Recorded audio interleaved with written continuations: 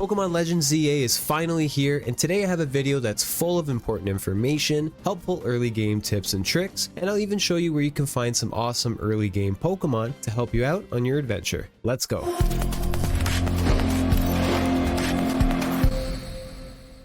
So immediately after getting off the train and starting the game, you can go into your settings and change your camera and text speeds to fast. I always like to start a Pokemon game by doing so, just to help get through the dialogue faster, since you know how Pokemon games are. We'll be spamming that A button a lot. Also, the game has an autosave feature just like past games, but this time you can't turn it off. Now before some of you freak out, I've noticed the game usually autosaves only after you get through a cutscene, which are now skippable by the way, finish a battle, fast travel, or after catching Pokemon. So don't worry, if you spot yourself a shiny, you can still manually save by opening your menu with X and pressing the R button. And speaking of shiny Pokemon, they are absolutely back. One of the best features in Pokemon Legends Arceus was the way we could identify shiny Pokemon, and I'm so happy to say that the same visual sparkles and shiny sound effects have returned in Legends ZA. But they didn't just stop there. They even took it a step further, and now you can see and hear this faint sparkly aura effect that emanates from the Pokemon. And when you lock onto it, it also shows a shiny indicator symbol too. This is a huge step up from Scarlet and Violet because that game didn't give us any indication a shiny was nearby. Unless you were in a battle with it when you first see those sparkles, you don't see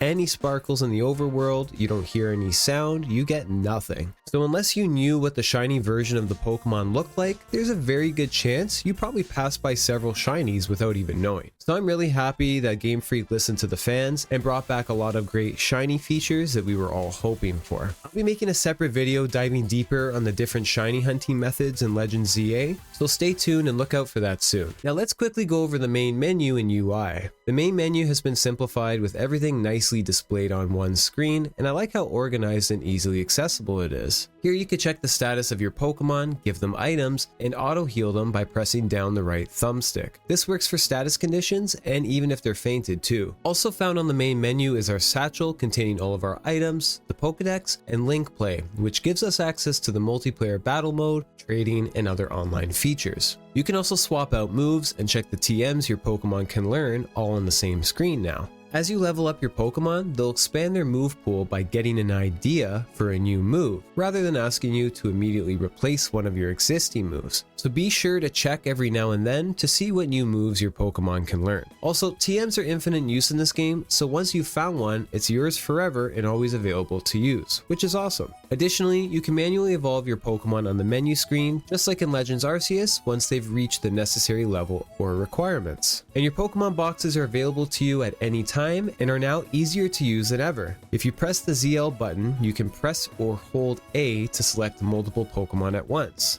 Then you could choose to move or release them all. I love this new quality of life change since you're going to be catching tons of Pokemon, and it makes organizing your boxes way easier now. And as a side note, you can also create up to 6 battle teams to quickly access your favorite Pokemon without needing to search for them. You can also customize your character by pressing the minus button. From here, you can change your look, clothing, and accessories. If you played Pokemon X and Y, you'll know that Kalos has always been known for its fashion, and in Legends ZA, they definitely brought that flair back. No pun intended. As this game provides us with so many customization options to choose from, and to be honest, I think it's the most we've ever had in a Pokemon game. As you explore Lumiose City, you'll find several shopping malls and outlets with plenty of different clothing and accessories to enjoy. There are tons of different stores, all selling various styles, sets, and items to choose from. Oh, and the clothing and accessory items, they aren't gender specific either, so you can literally wear whatever you want. But clothing aside, you can also customize your trainer's hair, face, eye color, and even add piercings, which is new.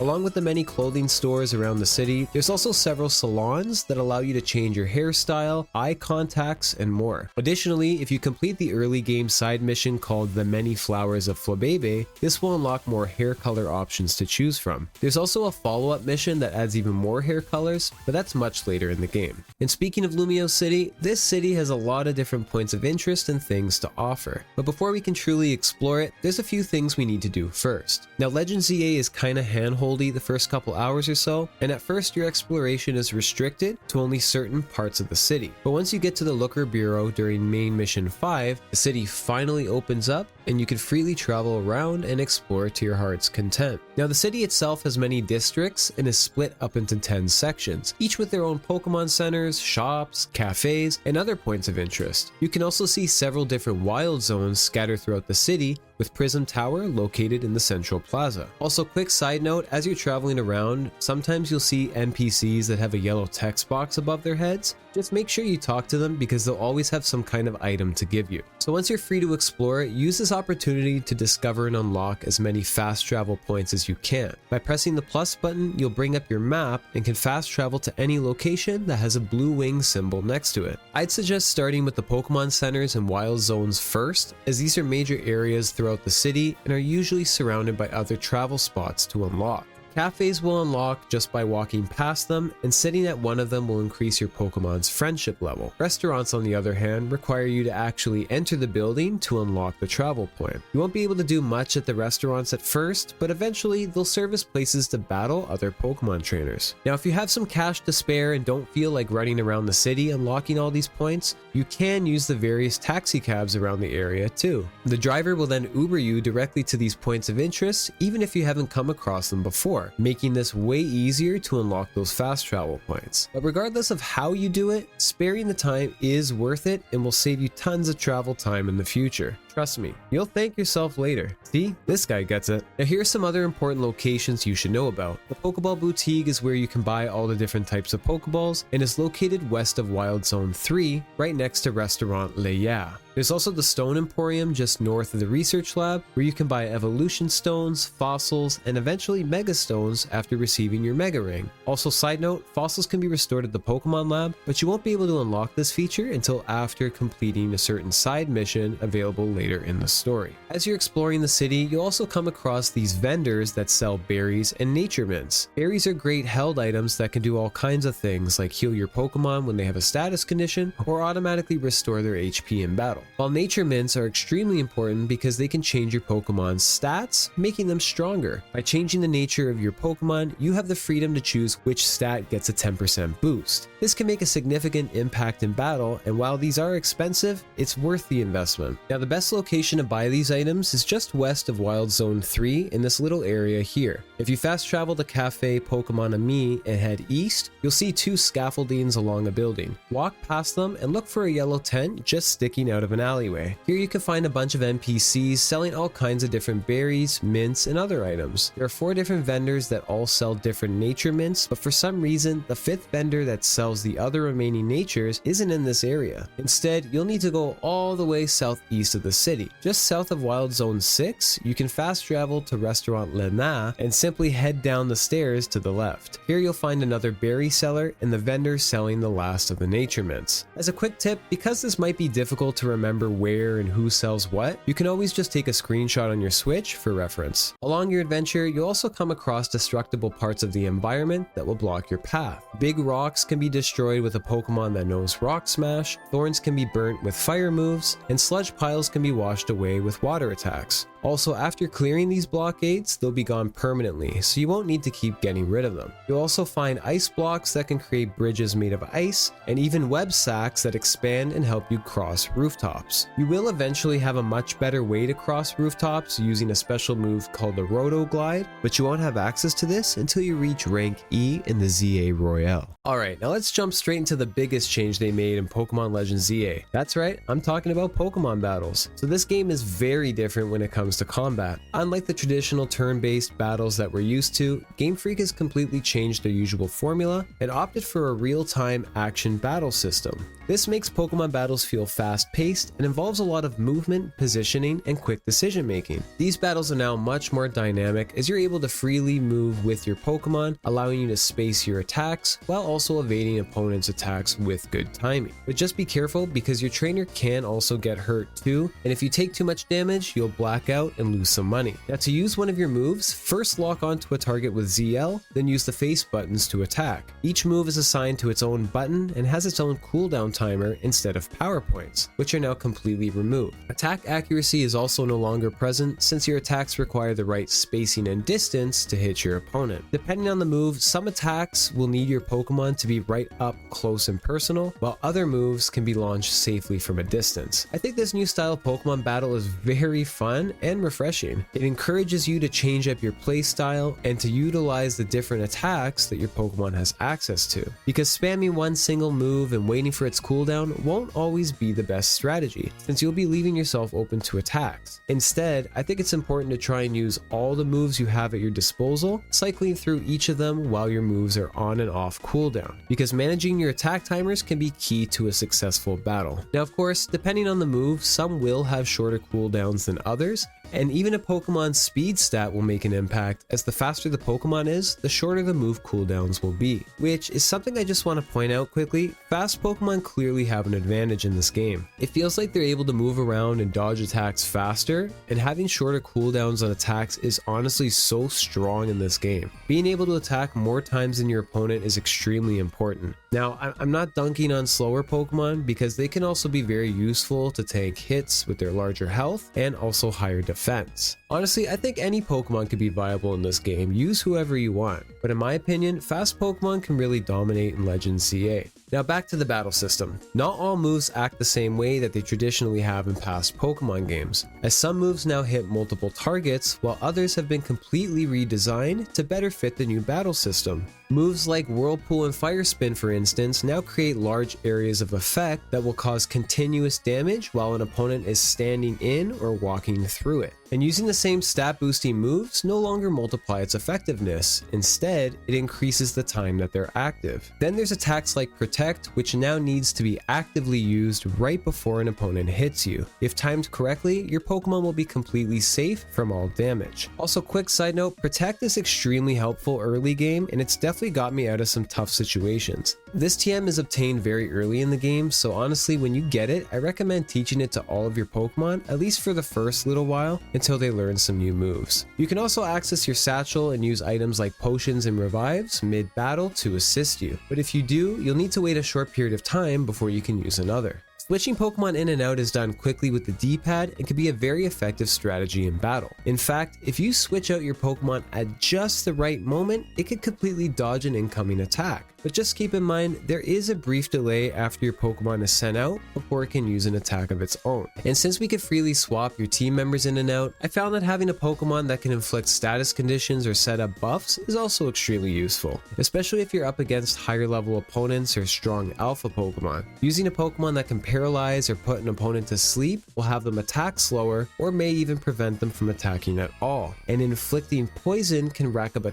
ton of damage over time. Expanding on this idea, here's a cheesy strategy that's very helpful against much stronger foes. First, have a Pokemon that can poison your opponent. Once they've been poisoned, try to inflict as much damage possible before your Pokemon eventually gets knocked out. When it does faint, you can then stall the timer by not sending out another Pokemon until the game eventually forces you to do so. But here's the fun part. While you're waiting to send another Pokemon out, the opposing Pokemon will still receive damage from the poison in real time, which means you can keep stalling and slowly sending out Pokemon as they faint. Then when your opponent is at low enough HP, you can finally finish it off with one final attack. So having a poison Pokemon on your team may not be a bad idea. Now, since we're on the topic of battles, let's talk about battle zones. Pokemon Legends ZA runs on a constant day and night cycle, which can be tracked by the timer surrounding your minimap. Once the cycle gets close to changing, the map will radiate and you'll get an on-screen reminder that the time of day is about to switch. But of course, there are ways that you can stall this countdown, since the timer pauses while you're in menus, cutscenes, and when shopping. On the flip side, if you want to quickly change the time of day instead of waiting for the timer, you can easily sleep in your bed at Hotel Z or just find any random bench in the city. Once day turns to night, a battle zone will become activated and will randomly appear somewhere on the map.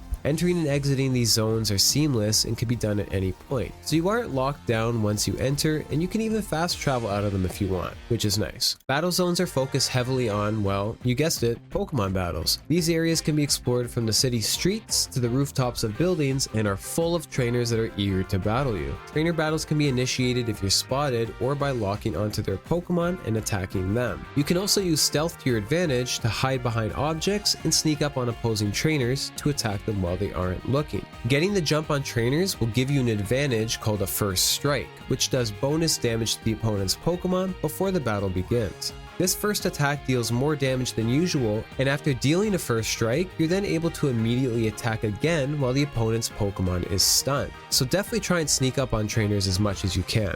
But on the flip side, trainers can also catch you off guard and deal a first strike, giving them the upper hand. If this happens, your Pokemon will become stunned for a short amount of time. What's great is that as your Pokemon gets stronger and you're attacking with the correct type matchups, you'll end up first striking and defeating Pokemon before the battle even begins, which can really help you rack up the wins in a short amount of time. Now, battle zones have their own ranking and reward system, and defeating trainers in them will earn you ticket points and prize medals. Ticket points are earned after defeating trainers and are needed to rank up in the ZA Royale. The rank of the trainer you defeat will determine the number of ticket points you earn, and defeating trainers higher ranked than you will earn you even more. Once you've collected the required amount of ticket points, you'll earn a challenger's ticket and can take part in a promotion match. Prize medals, on the other hand, are considered a separate reward, and the amount you've collected will determine the amount of prize money you earn after finishing a battle zone. Prize medals are awarded after defeating trainers, but can also be found on the ground too. The higher the rank of your opponent, the more prize medals you'll earn for defeating them, and once you've completed a promotion match or the night cycle has finished, your prize money will be totaled and awarded to you at the end of the night. Also, you can run from trainer battles, but if you black out or choose to forfeit the match, you will lose half your current medals. Then there's also special bonus cards that you can find scattered around the area. These serve as mini challenges that you can do to earn extra ticket points. Some challenges will be worth more points than others, and you can carry up to 3 cards at a time. If you're holding the max amount and try to pick up another, you'll then be asked to swap one of them out. Also, sometimes after defeating a trainer, you'll see a yellow text box above their heads, which just means they have something to give you. You can get extra prize medals, bonus cards, or random items, and sometimes they even heal your Pokemon. So once you have your challenger's ticket, you can battle in a promotion match against a special trainer who's at the top of your current rank. These battles are almost like gym leader battles, but instead of earning a badge when you win, you'll rank up instead. Increasing your ZA Royale rank affects your Pokemon capture rate and increases the level cap for them to obey you in battle. It also lets you buy more things at shops, and of course, it's needed to progress through the story. But just one thing to remember, the promotion match happens at night, and the trainer you need to battle will be outside of the battle zone marked on your map.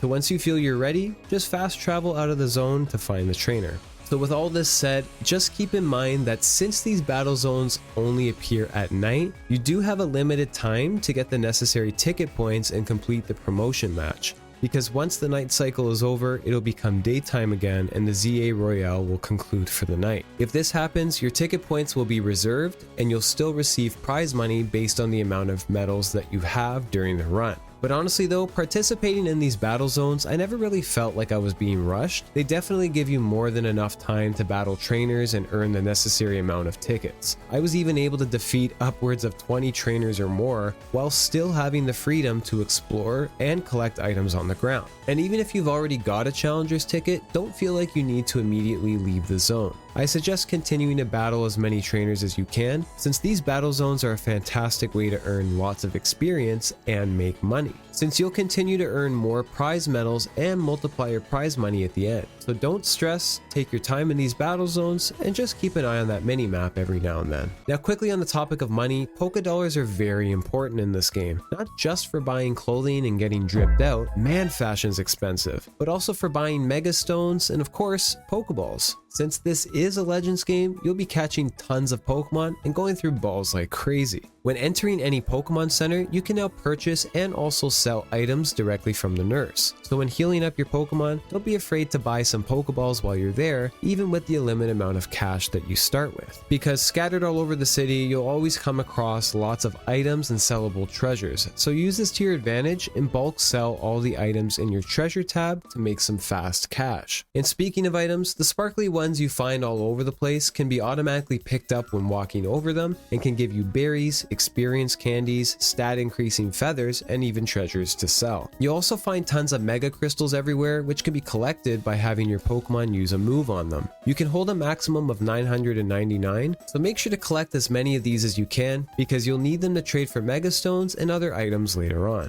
Then there's the 3 different types of items that you see in the overworld that require you to press A to collect them. Starting with the red ball items, these are found commonly throughout the city and usually contain different types of Pokeballs, healing items, stat increasing vitamins, and rare candies. Then there's the valuable yellow balls, which contain TMs. These are usually blocked behind an obstacle, found on a rooftop, or in a harder to reach area. Lastly, there are purple balls which contain a brand new item called a Colourful Screw. These colorful screws are very helpful because they can be exchanged at the Racine construction building just east of Hotel Z along South Boulevard. And in return for these screws, you can get Canari plushies, which are brand new items that provide permanent boosting effects. The red Canari plush increases the overall experience points your Pokemon can earn in battle and through other means. The gold plushies increase the prize medal multiplier, giving you more money at the end of battle zones. The pink plush increases the number of mega shards you get from mega crystals. Green plush gives your trainer more health so you don't die as often from wild Pokemon. And lastly, the blue Canari plush increases the capture rate for wild Pokemon. As you find more screws, you'll be able to upgrade these plushies up to a maximum level of 3, with each level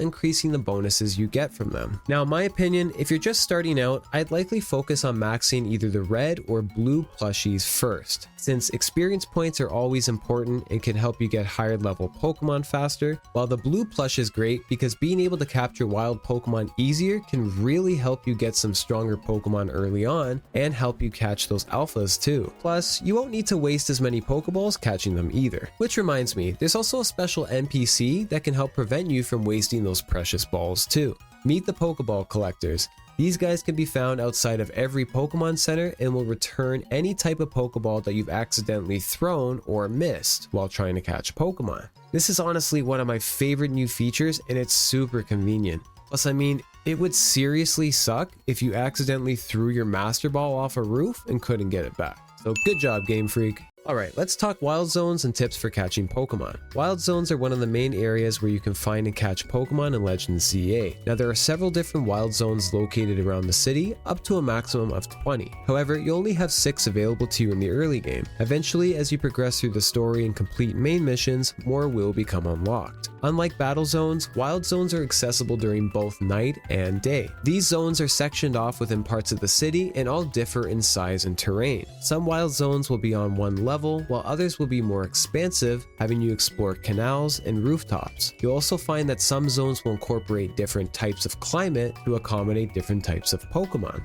Each wild zone will have multiple entrance gates that will display information about the zone and also provide recommendations on the level range your Pokemon should be. But don't worry, you aren't restricted to entering if your Pokemon are lower than the recommended level. Wild zones have a small number of specific Pokemon that can be caught within it, but of course, these aren't the only areas to find wild Pokemon, as they can also be found in the city streets, in alleyways, parks, canals, and especially rooftops. Once you enter a wild zone for the first time, it'll unlock as a fast travel spot on your map. In addition to this, you can also view the list of wild Pokemon that can be found in each zone, and the progress you've made. Once you catch every Pokemon possible in a wild zone, it'll be marked as 100% and you'll receive a large amount of research points that go towards unlocking special rewards. But I'll talk more on this later in the video. Now, just like Pokemon Legends Arceus, the same catching mechanics are back in Legends ZA. You can walk up to a wild Pokemon and freely throw a Pokeball at it by holding down the ZR button, then releasing it. You can freely aim and throw the ball, but it's much easier to just lock onto the Pokemon with ZL because it makes your throws a lot more accurate. When locking onto a wild Pokemon, you'll see their HP and level, but you can also see these new little arrow symbols too. These arrows indicate the success rate of catching the Pokemon, so the more arrows you see,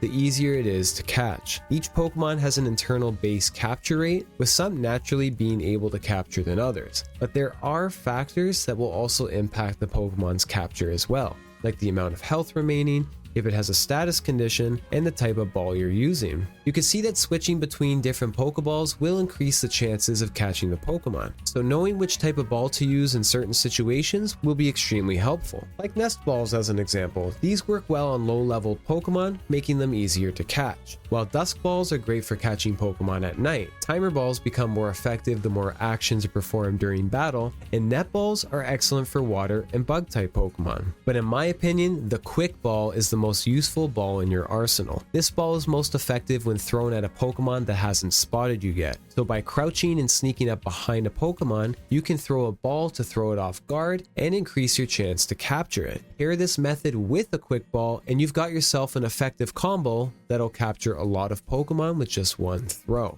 Now if a Pokemon does happen to break out of a ball, some will always be aggressive and attack you, while others will flee. And if a Pokemon breaks out too many times, they'll become enraged and you won't be able to throw any more balls at them. If this happens, you can run away and let the spawn reset before trying to sneak up and catching the Pokemon again. Or you can also battle them too. By damaging them, they'll no longer become enraged, and just like traditional Pokemon games, will become easier to catch the lower their HP is. Now if you happen to knock out the Pokemon, you still have one final chance to catch them, but if they break out once more, the Pokemon will disappear. However, there's a way we can get around this. After knocking out a Pokemon and they're in their stunned state, quickly open your menu and drop a hard save. Now when you try to catch it, if the Pokemon breaks out of the ball, you can easily just restart your game and try catching it again. This method is especially helpful when trying to catch alpha Pokemon and Pokemon with low capture rates. So give it a try. Not to mention, knocking out Pokemon and then catching them are also a great way to earn a lot of experience, because you'll get separate experience points for both knocking out and catching the Pokemon as well. Alright, so now that you've got a bunch of tips on catching Pokemon, I'll show you areas where you can find some great Pokemon to add to your team early on. But before I do, this is just a quick reminder, don't forget to claim your free mystery gift Ralts holding a Megastone. All you need to do is open your menu, go to Link Play, select Mystery Gift, and choose Get via Internet. This is a fantastic Pokemon to have on your team since Gardevoir is very strong, and already having its Megastone is just icing on the cake.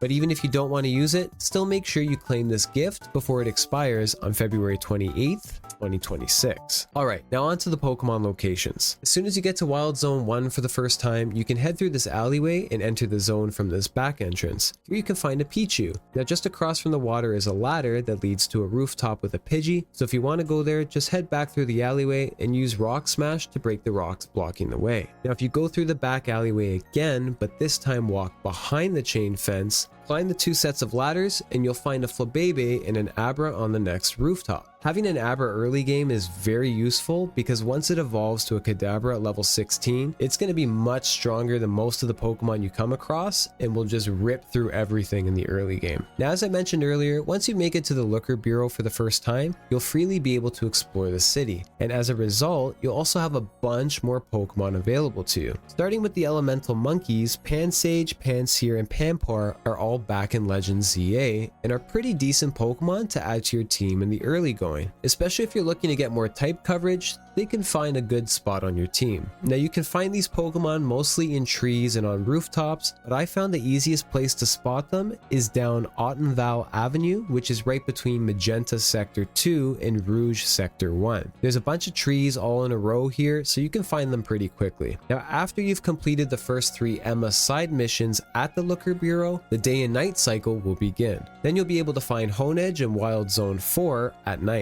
This is another strong Pokemon that has a nice type combination being Steel and Ghost. Now if you want a Lucario early game, just head behind the Looker Bureau and go to the shopping mall in Rouge Sector 4. Then pass by the shopping mall entrance and just around the corner you'll find a ladder. Take this ladder up to the rooftop to find a Riolu. After you catch it, then it's pretty simple to evolve. First go to any cafe, and once you get there, make sure Riolu is selected selected in your party. Then all you need to do is just have a few coffee dates with it until it's happy enough to evolve. And of course, this method can be used for any Pokemon that requires happiness to evolve. Now, if you want evolutions on your team, you can find Eevee in a couple areas. If you go to the Nouveau Cafe truck in Bleu Sector 5, you'll find some scaffolding that you can climb. Just make your way to the top to find an Eevee just chilling out. You can also find one north of Wild Zone 1 inside this closed off area in Vert Sector 9. Just go down Vernal Avenue and make a right past the hair salon into this alleyway. Then just across from the chain link fence will be some rocks blocking your way. So just use Rock Smash to get rid of them, and after you do, cross the stone bridge and you'll find an Eevee next to the street lamp. Okay, this next area has two really good Pokemon to find, so follow closely. On the furthest southwest part of Lumiose City is Cafe Soleil, and on the rooftop of Bleu Sector 9 is where you can find both Staryu and Dratini. So to get there, take the alleyway to the right of the cafe and make your way all the way down until you see the scaffolding to your left. Once you do, use it to climb all the way up to the rooftops. Once you make it, climb the next rooftop immediately to your right, then jump down to the glass panels of the mall. From here, take the ramps up to this building and you'll see a Scraggy. Now we're almost there. Climb up the next rooftop and take the metal bridge. Here, walk straight past the rectangular bushes, climb the rooftop to the left, and you'll find Dratini. This thing is pretty tough to catch though because it runs away immediately, so I highly recommend dropping down a save before attempting to catch it. Now if you head back to the rectangular bushes before climbing this rooftop, you'll see a ladder leading down to a closed off area. Here you can find a bunch of Staryu down below. Alright, so this last one is a bit tricky to get to, but I'd say it's worth it if you want a Larvitar on your team. First start at the Nouveau Cafe and go left down Vert Street towards Wild Zone 2. Then walk past the lady at the stand and head up the stone stairs to your right. You'll then find a ladder leading to the rooftop of Vert Sector 2. Once you climb up, you'll find a Pidgeotto to your right and Bellsprouts to your left. Climb up the rooftop next to the Sprouts and make your way to that gray sheet and pile of wooden boxes. Now here's the tricky part. We need to roll our way onto the rooftop just across from us. So to do this, make sure you're as close to the ledge as possible. Then when you're ready, quickly dash and roll across. This might take you a few tries, but if successful, you'll be able to make it onto the ledge of the roof, allowing you to climb up. Once you do, just follow the rooftops and it'll lead you right to the Larvitar. Again, just make sure you drop a save in case you defeat it by accident. There's also some great gift Pokemon you can get in this game, including the 3 Kalos starters, which are obtainable pretty early too. I made a separate video on this with easy to follow instructions, so if you're interested in that, feel free to check it out after finishing this video. Alright, so those are some Pokemon that would make great additions to your team early on, but I feel like there's one more Pokemon that deserves a huge mention. As part of main mission 5, you'll go to the Looker Bureau and will be tasked to complete 3 side missions for Detective Emma. But one mission in particular has you trade a Pikachu to an NPC for a Heracross. And let me tell you, this trade, it's a massive win for us. Meet Bois the Heracross, and I mean it when I say this guy is an absolute monster. Heracross is already a great Pokemon to begin with, as it's a very strong physical attacker with good overall stats across the board. It can also learn a lot of strong TMs and has a great move pool too, having access to early moves like Pin Missile, Aerial Ace, and Brick Break. And because of the new battle system, Heracross is able to safely attack from long distances using moves like Pin Missile and Rock Slide, but can also attack multiple enemies at once using moves like Bulldoze. And since Bois is a traded Pokemon, it also gets bonus experience points, making it even easier to level up and learn new moves faster. But the benefits don't stop there, because it also comes with an attack boosting nature, giving it an extra 10% boost to its already high attack stat. Pair this with the TM Swords Dance that boosts its attack even further, and you'll be one-shotting things left and right.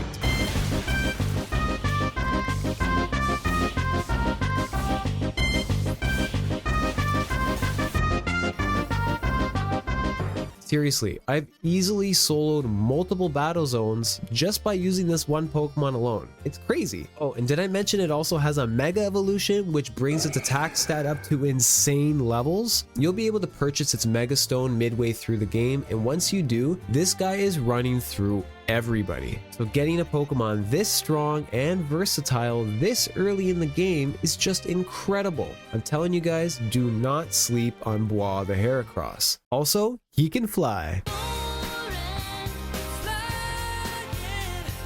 Alright, since we're near the end of this video, I want to leave you guys with some final information regarding Professor Mable's research tasks and how important they are in this game. Early in the game, you'll visit the Pokemon Research Lab where you'll meet Professor Mable for the first time. She'll then recruit you to help with her survey work, and from this point onward, you'll start to receive requests from Mable to help with her research. As you complete her tasks, you'll gain research points that will go towards your research level, and each time your rank goes up, you'll be awarded a valuable item. There are 50 rank levels in total, and the rewards are mostly TMs, that is until we get to the last few levels where we'll eventually earn a Master Ball, and yes, the most valuable item of all, the Shiny Charm. And that, my friends, is the dangling carrot, the motivation that we need to help us reach our long-term goal of catching shiny Pokemon easier. Now, these research tasks are organized into several different categories, which include filling your Pokedex, catching multiple Pokemon of a certain type, winning battles, evolving Pokemon, or even simple things like sitting on a bench or going to a cafe. So completing the tasks themselves isn't the difficult part, it's just getting through them all, which is the true challenge because there are so many that you need to do. You can view your progress and claim rewards on the menu screen, and also check to see which missions you can complete. Each category has multiple missions within them that award you a certain number of points depending on the task. When you first start out, your missions will mostly involve just catching Pokemon and filling the dex, but as you progress through the story, tons of new research tasks will become available to you. In my experience, I highly recommend trying to complete as many research missions as possible early in your adventure, because you can rack up those points pretty quickly in the beginning and get some nice TMs out of it, like the elemental fangs and punches. These attacks, along with Psyshock and Bulldoze, are fantastic moves that will prove very useful to you, not just in the early game, but even mid to late game too. The elemental punches are very strong and always useful in Pokemon games since they provide excellent type coverage and do decent damage. And Bulldoze was one of my favorite TMs because it provides excellent area of effect damage to all surrounding Pokemon, which allows you to knock out multiple at a time. This is honestly a great move to have, so my final advice to you guys: catch